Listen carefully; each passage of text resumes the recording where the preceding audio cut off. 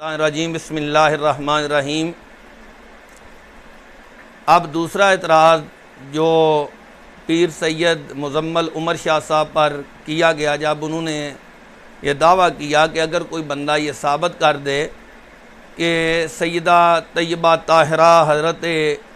سیدہ فاطمہ الزہرا رضی اللہ تعالی عنہا کو وہ باغ سرکار نے اپنی حیات طیبہ میں ہبہ کر دیا تھا تو میں ان کا مذہب قبول کرنے کے لیے تیار ہوں۔ تو اس سلسلہ میں جو جواب دیا گیا وہ تاریخ ابی الفداء سے دیا گیا کہ نبی پاک صلی اللہ علیہ وسلم نے اپنی زندگی میں سیدہ فاطمہ الزہرا رضی اللہ تعالی عنہا کو وہ باغ ہبہ کر دیا تھا۔ تو تاریخ ابی الفداء جو ہے یہ بھی شیعہ حضرات کی تاریخ ہے، جس طرح یہ آغا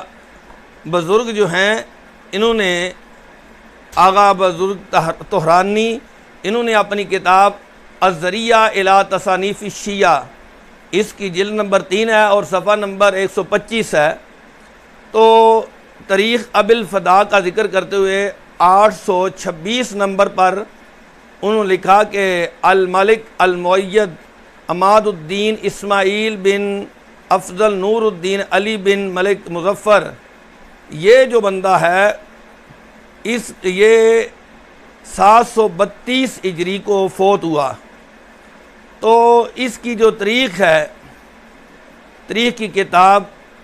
ایک تو اس نے یہ ذکر کیا آغا بزرگ طہرانی نے کہ یہ بندہ شافعی علماء میں سے تھا، تو اس کا یہ کہنا کہ شافعی علماء میں سے تھا، تو اس کے بارے میں یہ نور اللہ شوستری نے اپنی کتاب مجالس المومنین جلد نمبر 1 کے مقدمہ میں اس بات کو لکھا کہ یطلقون علی انفسہم احیاء اسماء المذاہب الاخری من بین الشافعی و حنفی وما الی ذالک، کہ ہمارے علماء اپنے آپ کا کبھی کبھی اطلاق کرتے دوسرے مذہبوں کے نام پر، جس طرح اپنے آپ کو شافعی لکھتے یا حنفی لکھتے یا مالکی وغیرہ۔ تو اس کا سبب کیا تھا؟ تو نور اللہ شوستری نے لکھا کہ یہ تقیہ کر کے وہ ایسا کرتے، اس لیے کہ امام جعفر صادق کی طرف جو ان کی طرف منسوب قول ہے، یہ جو کہتے ہیں کہ امام جعفر صادق نے فرمایا التقیہ تو دینی و دین و آبائی، کہ تقیہ میرا بھی دین ہے اور میرے آبا کا بھی دین ہے۔ اس بنا پر وہ جو شیعہ علماء ہیں وہ اپنے آپ کو شافعی یا حنفی لکھتے تھے، اس سبب سے یہ آغا بزرگ طہرانی نے ان کو شیعہ جو شافعی علماء میں شمار کیا، لیکن آگے خود ہی لکھتے ہیں لیکن فی مواد من تاریخ ہی، لیکن ان کی تاریخ کی کئی جگہوں پر کیا اندہ ذکر امیر المومنین علیہ السلام و ذکر والدہ ابی طالب وغیرہما، کہ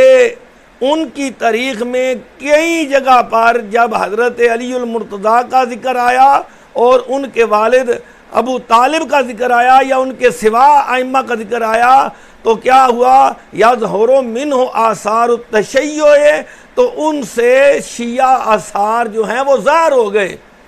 ٹھیک ہے جی۔ اور پھر آگے وہ لکھتا ہے کہ انہو اخرج فی کتاب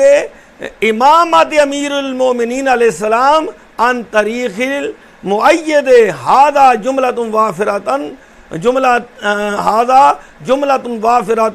من مناقب علیہ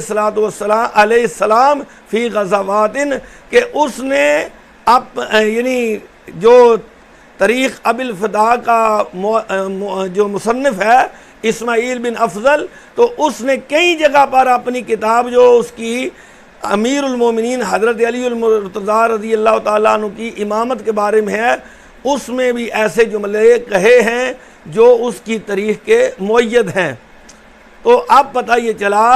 کہ یہ تاریخ ابی الفداء یہ اہل سنت کی کتاب نہیں بلکہ یہ شیعہ حضرات کی کتاب ہے۔ اسی طرح دوسرا جو حوالہ دیا گیا کہ حضرت ابوبکر صدیق رضی اللہ تعالی عنہ انہوں نے ایک وثیقہ لکھا اور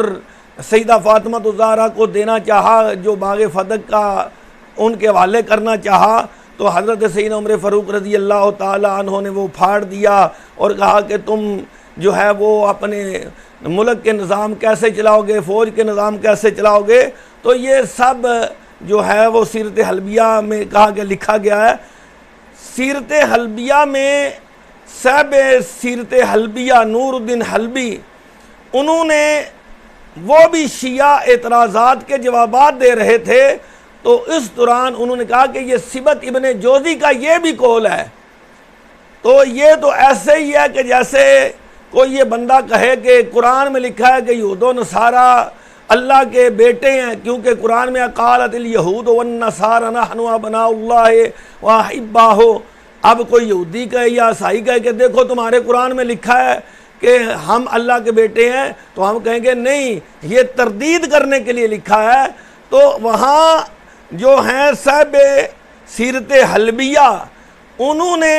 یہ ان کا رد کر رہے تھے، اور رد کرتے کرتے کہا یہ صبت ابن جوزی کا قول ہے۔ جو بندہ اس کتاب کو پیش کر رہا ہے اس نے آگے پیچھے سے عبارت پڑھی، لیکن یہ قول نہیں پڑھا کہ یہ قول کس کا ہے۔ تو اس کے بارے میں القناع والالقاب کے اندر عباس قمی نے لکھا کان عالما فاضلا مؤرخا کاملا، کہ یہ صبت ابن جوزی یہ عالم بھی تھا، فاضل بھی تھا، مورخ بھی تھا اور کامل بھی تھا۔ تو اب کسی سنی کے بارے میں یہ بات یہ نہیں لکھ سکتے۔ پھر بلکہ آگے اس نے امام ذہبی کا قول ذکر کیا کہ ثم انہ یترفض، پھر وہ بے شک رافضی ہے۔ اور اسی طرح میزان الاعتدال کے اندر امام ذہبی رحمۃ اللہ تعالی علیہ انہوں نے اس بات کو ذکر کیا کہ یہ جو صبت ابن جوزی ہے یہ بندہ جو ہے وہ رافضی ہے۔ اس کے بارے میں یہ جلد نمبر جو ہے جلد نمبر 7-8 یعنی 7 نمبر جلد ہے، اس میں امام ابن جوزی فرماتے ہیں یوسف بن قزغلی الواعظ المورخ الصبت ابن جوزی، کہ یہ یوسف بن قزغلی یہ واعظ تھا، مورخ تھا، اور اس کی کنیت ابو مظفر تھی، اس کو صبت ابن جوزی کہا جاتا ہے۔ تو اس کے بارے میں امام ذہبی رحمۃ اللہ تعالی نے فرمایا کہ لا رحمہ اللہ، اللہ اس پر رحم نہ کرے، کانا رافضیا، یہ رافضی تھا۔ تو اب رافضی کا قول ہم پر دلیل نہیں ہو سکتا۔ شاہ صاحب کا دعویٰ یہ تھا کہ کسی صحیح حدیث سے یا قرآن کی آیت سے کوئی بندہ یہ ثابت کر دے کہ سیدہ فاطمہ الزہرا